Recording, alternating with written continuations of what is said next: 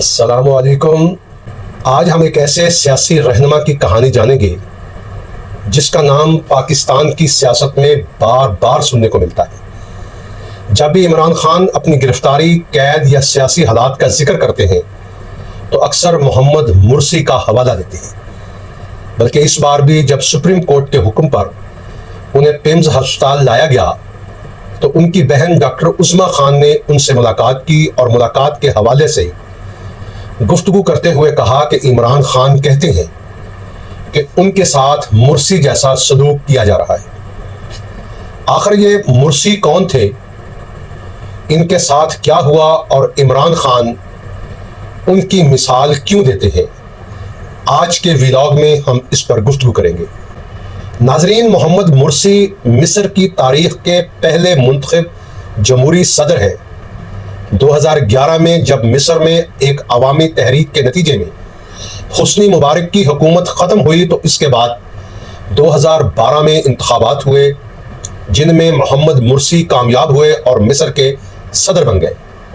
مرسی کا تعلق اخوان المسلمون نامی ایک سیاسی و مذہبی جماعت سے تھا، جس کی وجہ سے انہیں عوام کی ایک بڑی تعداد کی حمایت حاصل تھی، جبکہ ان کے مخالفین بھی کم نہیں تھے، وہ بھی کافی مضبوط تھے۔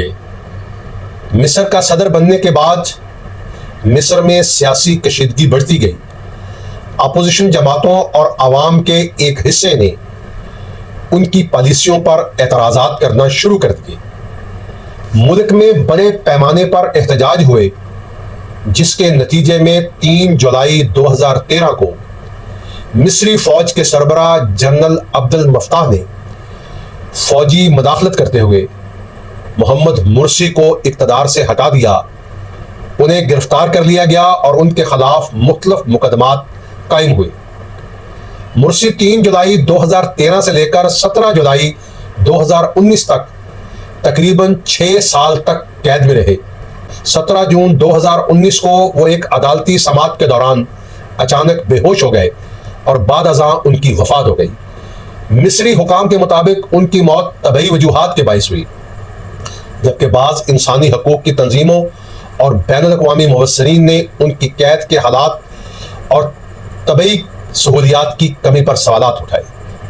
محمد مرسی کے حامی مرسی کی موت کو ایک سیاسی قتل اور اس سارے کریک ڈاؤن کو فوجی بغاوت اور جمہوریت کے خلاف سازش قرار دیتے ہیں، جبکہ ان کے مخالفین مرسی کو ایک نااہل شخص قرار دیتے ہیں جو اپنی حکومت کنٹرول نہ کر سکا اور اپنی ناقص پالیسیوں کی وجہ سے اسے جیل میں جانا پڑا۔ عمران خان اور ان کے حامی جب بھی محمد مرسی کی مثال اور حوالہ دیتے ہیں تو اس کے پس منظر میں ان کا یہ موقف ہوتا ہے کہ جس طرح مرسی ایک منتخب رہنما تھے، انہیں اقتدار سے ہٹایا گیا، طویل عرصہ قید میں رکھا گیا، مختلف مقدمات کا سامنا کرنا پڑا اور آخرکار دوران حراست ان کی وفات ہو گئی۔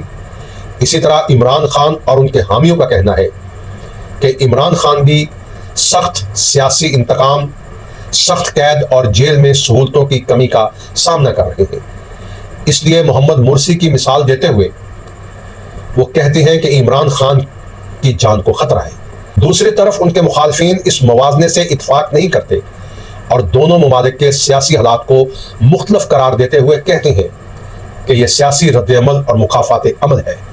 خان کے دور میں نواز شریف، شہباز شریف، آصف زرداری اور دیگر ان کے مخالف سیاسی رہنماؤں کے خلاف اس سے بھی زیادہ سخت کارروائیاں کی گئی، ان کا احتساب کیا گیا، انہیں انتقامی سیاست کا نشانہ بنایا گیا، سیاسی مخالفین کو چور، ڈاکو اور قومی مسائل کی جج قرار دیا گیا، مگر انہوں نے یہ سب کچھ برداشت کیا۔ اس لیے آج جو ان کے ساتھ ہو رہا ہے اسے بھی برداشت کرنا چاہیے۔ میرا نقطہ نظر یکسر مختلف ہے۔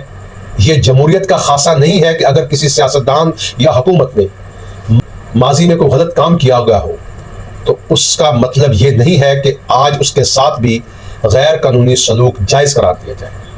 قانون کا اصول اور تقاضا یہ ہے کہ ہر شخص کو منصفانہ ٹرائل، بنیادی حقوق اور قانونی تحفظ حاصل ہو، خواہ وہ حکومت میں ہو یا اپوزیشن میں ہو۔ کیونکہ یہاں ایک اہم پہلو یہ بھی ہے کہ پاکستان کی سیاسی تاریخ پہلے ہی ایسے واقعات سے بھری پڑی ہے جن پر آج تک بحث جاری ہے۔ پاکستان کو دو حصوں میں تقسیم کیا گیا اور ذوالفقار علی بھٹو کی پھانسی کو آج بھی پاکستان کی اعلیٰ عدلیہ سمیت بہت سے لوگ پاکستان کی تاریخ کا ایک متنازع باب قرار دیتے ہیں۔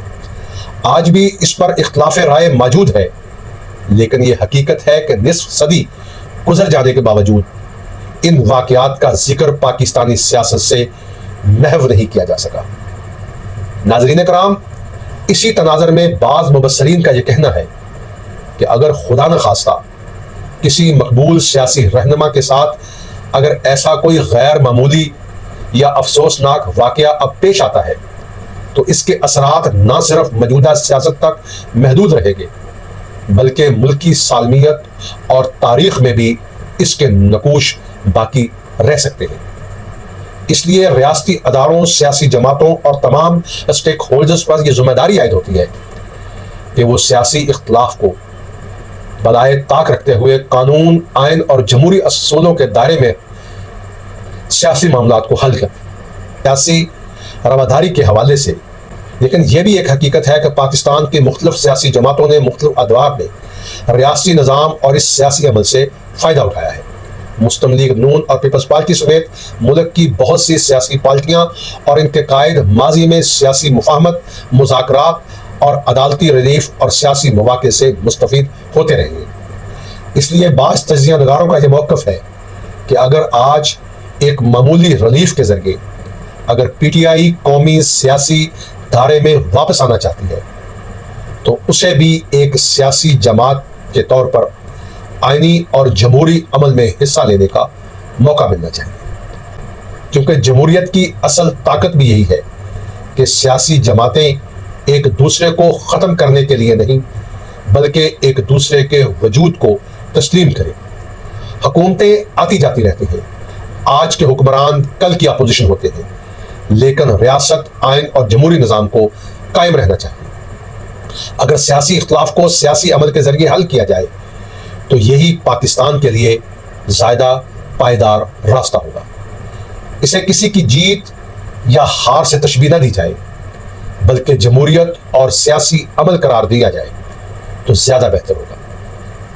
دعاؤں میں یاد رکھیے گا۔ خدا حافظ۔